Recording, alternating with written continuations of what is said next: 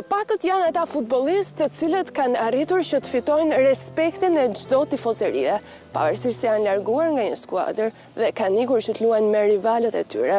Personazhi për cilin ne do të flasim sot është shumë i veçantë, pasi karriera e tij bazohet tek 3 klubet e kryeqytetit: Dinamo, Tirana dhe Partizani.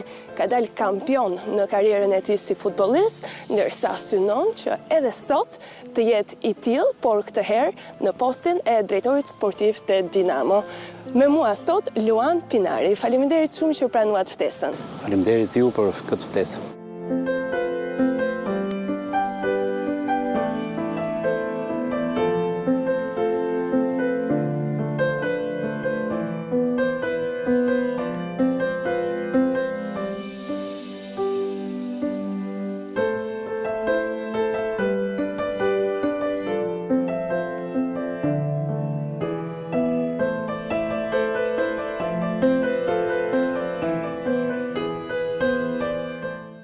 E nisim që nga fillimet tuaja.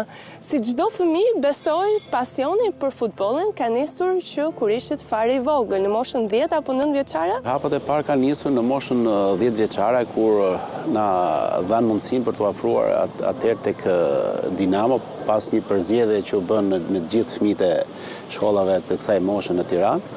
Dhe unë isha një nga këto 22 të përzgjedhurit nga ekipi i Dinamos, që rastisi atëherë dhe me hapjen e klubit të ri në vitin 88, që është hapur dhe klubi i ri Dinamos, u bë ekipi i parë U10. Ne ishim 22 më të përzgjedhurit në Tiranë dhe për të qenë pjesëtar të Dinamos, atij klubi që në ato vite ishte nga më modernit në Ballkan, pse jo dhe në Europë. A ishit ju një tifoz i Dinamos apo ishte rastësi që ju u gjendët te kjo skuadër? Me thënë të drejtën, ka qenë rastësi sepse nuk ishim ndiqshim shumë ekipet, por kishim shumë dëshirë të luanim, por duke futur tek Dinamo në moshë të vogël, dashje pa dashje të injektohet edhe ajo dashuria për ekipin që ti luan. Në moshën 10 vjeçare që ju thatë një djalë i vogël që në një anë kishte shkollën, por në anën tjetër donte që të vazhdonte edhe pasionin për futbollin. Sa mbështetëse ishte familja juaj në rrugtimin për të bërë futbollist? Shumë, sepse mbështetja e tyre ishte që ne na lejoni të zgjidhim atë që dëshironim, atë pasion që ne kishim, edhe pse ka qenë disi vite të vështira, flas më vitet 88-90, gjithsesi nuk na kam privuar asnjëherë këtë pasion që ne të luanim futboll. Edhe pse në ato vite që shkolla ishte primare, shkollën nuk e linim asnjëherë pas dore, i bënim të dyja. Pas viteve 90 filluan ato problematikat e ndrimit të sistemit, por gjithsesi pasioni doli mbi gjithçka dhe ne arritëm të vazhdonim këtë pasion, ndërsa familja asnjëherë nuk ka qenë pengesë, gjithmonë ka qenë mbështetje rreth këtij pasioni që ne kishim. Po në shkollë si ishte profesor Luan Pinari? Deri në vitin 90 ka qenë shumë mirë. Pas vitit 90 patëm disa peripeci me problemin e shkollës, sepse mësimi nuk zhvillohej rregullisht. Nga shumë mirë pastaj kaluam tek mirë dhe mendoj që kështu ka vazhduar gjatë gjithë pasaj sezoni pjesës së shkollës me mirë, jo shumë mirë. A mendonit që në nisje të rrugtimit tuaj si futbollist për profesion në të ardhmen, apo mund të kishit edhe pasione të tjera përveç sportit? As pak, ka qenë gjë e fundit që mund ta mendonim që mund ta kishim si profesion, thjesht e zhvillonim si pasion, si dëshirë, si një kënaqësi që ne ndjenim kur luanim, kur shkonim stërviteshim me aq dëshirë, me aq pasion, edhe në ndonjë ditë kur na lini pushim apo për kushtet e këqija të motit, ne mërziteshim shumë. Ishte mbi të gjitha pasione, ndërsa si profesion nuk e kemi menduar asnjëherë për ish vërtetës, por me kalimin e kohës, me kalimin e viteve, pastaj kjo kthehet në diçka normale dhe pastaj fillon edhe e mendon si profesion. Çfarë vështirësish kishte në ato vite stërvitja juaj? Sa e vështirë ishte për të gjetur rrobat, këpucët e duhura? Patjetër, nga vitet 88-90 ne kishim bazë materiale tek Dinamo, kishim jashtëzakonisht mirë. Mbas viteve 90 gjithçka pastaj u prish.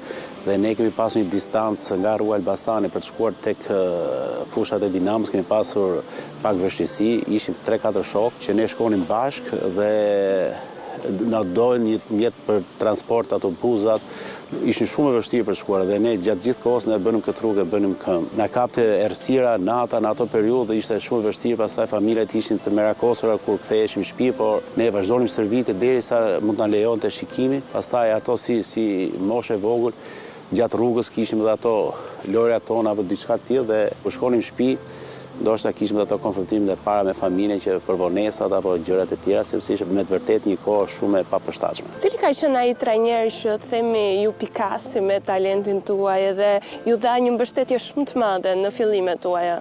Në fillim ka qenë të gjithë shokët e klasës, por pastaj ka qenë Anton Gjini, së bashku me Eduard Dervishin, edhe profesor Andonin, që në momentet e parë na kanë përzgjedhur të dy, sepse ne ishim një ekip elitar tek Dinamo, që kishim dhe përgatitjen atletik, që ka qenë Eduard Dervishi në rolin e përgatitjes atletik, dhe Anton Gjini që na përzgjodhën. Këto janë dy trajnerët e mi të parë në pjesën e futbollit. Dhe te Dinamo në fakt mbetët deri në akademinë e fundit U19 të themi, pra jeni rritur me këtë klub. Po, jam rritur me këtë klub kur në vitet 93-94 ishim në pjesë e U19-s, ku arritëm të shkonim gjysmëfinalet e kampionatit, nuk arritëm dot, pastaj morëm pjesë në për turne të ndryshëm. Kishim dhe pastaj pjesët e ekipeve kombëtare të U16, U17, që ishim pjesë, dhe pastaj në vitin 94 u pikasa nga trajneri Vasilaj Zëri, që ishte trajneri i parë Dinamos në një turne në Itali që ishim me skuadrën e Dinamos.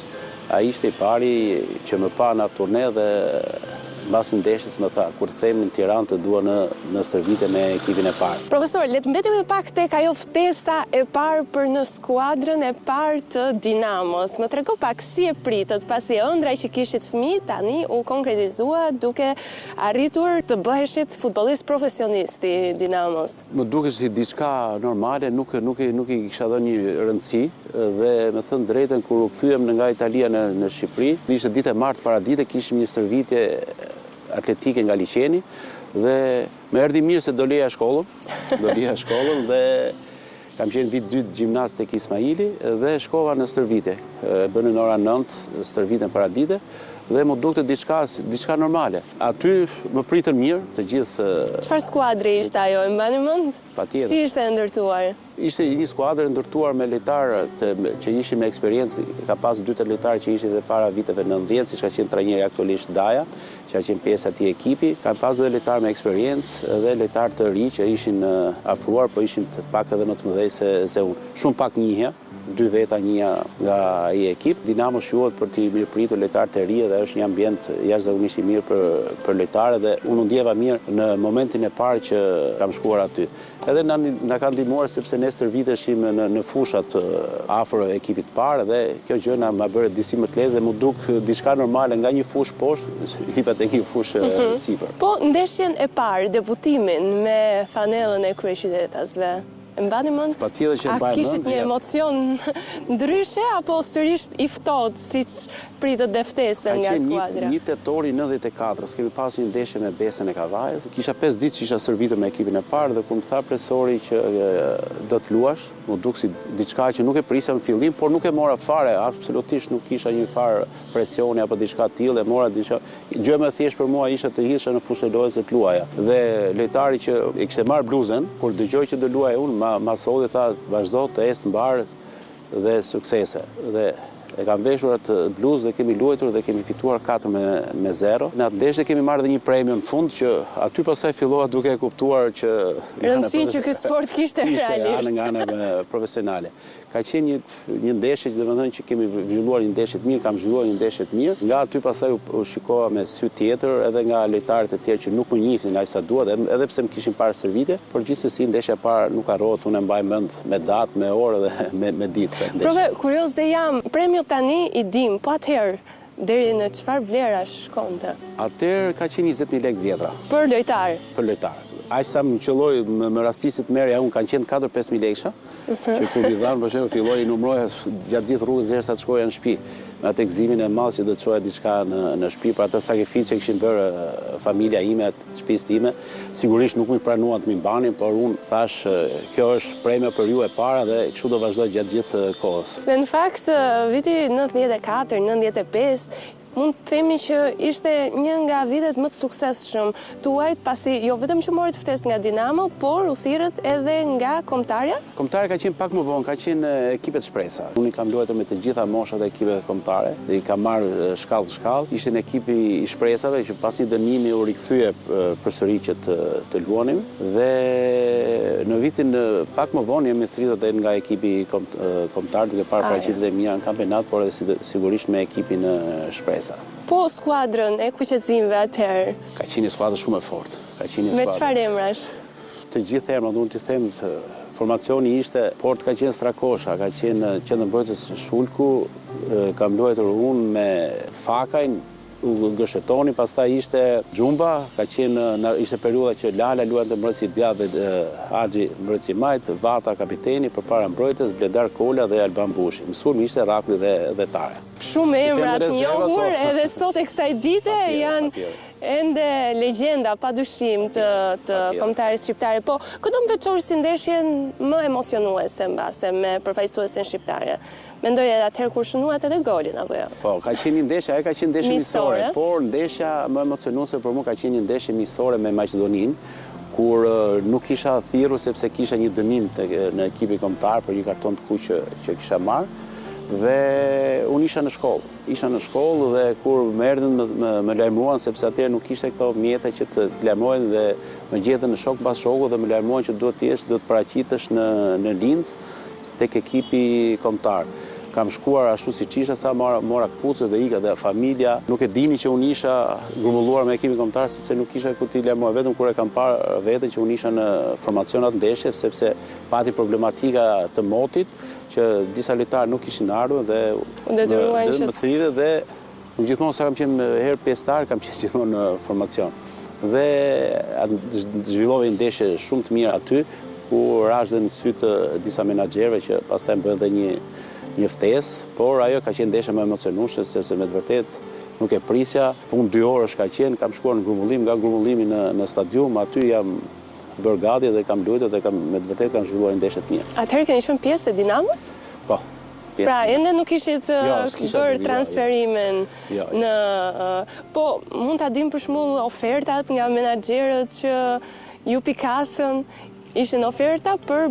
Ka qenë një ofertë për në Belgjik, ishte një menaxher që ishte i bordit drejtues Dinamo Zagrebi dhe ishte një ofertë për në ekipin Shalura në Belgjik. Kam shkuar dhe atje kam bërë një provë, sepse atje ka qenë kushtet që në nivelet të tilla nuk të merrnin pa një provë.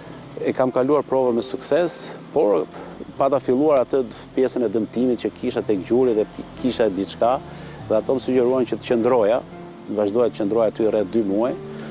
Por unë nuk pranova sepse kisha mendjen me ardhmë në Shqipëri për të luajtur edhe Dinamo atë periudhë ka qenë në vështirësi dhe këtej më thrisin hajde mbaro, pastaj ke mundësi të shkosh prapë dhe ndoshta e dogja të mundësi, ndoshta... A do të bëni të njëjtën gjë sot? S'mund të them ndoshta jo, por edhe nuk jam bërë se jam bërë shumë pishman, sepse me përis vërtetë për në ato momente ashtu të thojtë pasioni zemra që duhet të kthehesha sepse e kisha si një detyrim ndaj Dinamos që duhet ta vazhdoja aty fundin e kampionatit sepse ishte me të vërtetë në një situatë shumë të keqe. Cili ka qenë momenti më i vështirë mbase tek Dinamo që një ditë mbase ke menduar edhe të dorëzoheni?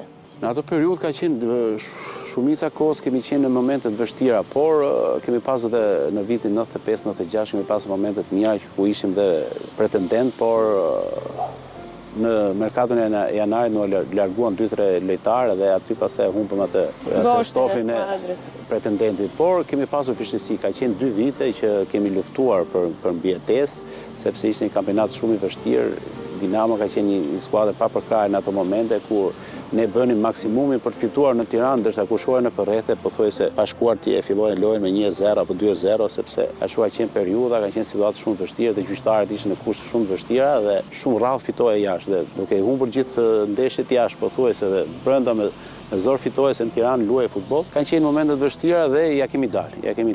Kanë qenë 2 vite shumë të vështira. Ky vit një vit që është në 98-99 që e kemi nisur shumë keq, mbas vitit mbrapsht 97-s, por ja kemi dalë në fund. Ai është një vit shumë i vështirë. Po raportin me tifozët e Dinamos, si e kishit? Jashtëzakonisht shumë të mirë. e raport vazhdon sot e kësaj dite. Kemi pasur edhe pse s'ka pasur një numër shumë të madh tifozë, por ne i themi që Dinami ka pasur tifozët e përzgjedhur dhe kanë intelektualët thotë. Intelektualët dhe kanë qenë tifozë të mrekullueshëm edhe sot e kësaj dite dhe në ato momente shumë të vështira ne aq sa ishin na përkranin gjithmonë, na vinin në stërvitje, na jepin kurajo dhe kemi qenë borxhlin në ato momente me ato tifozë, por atëherë aq kanë qenë mundësi dhe aq kanë qenë kushtet.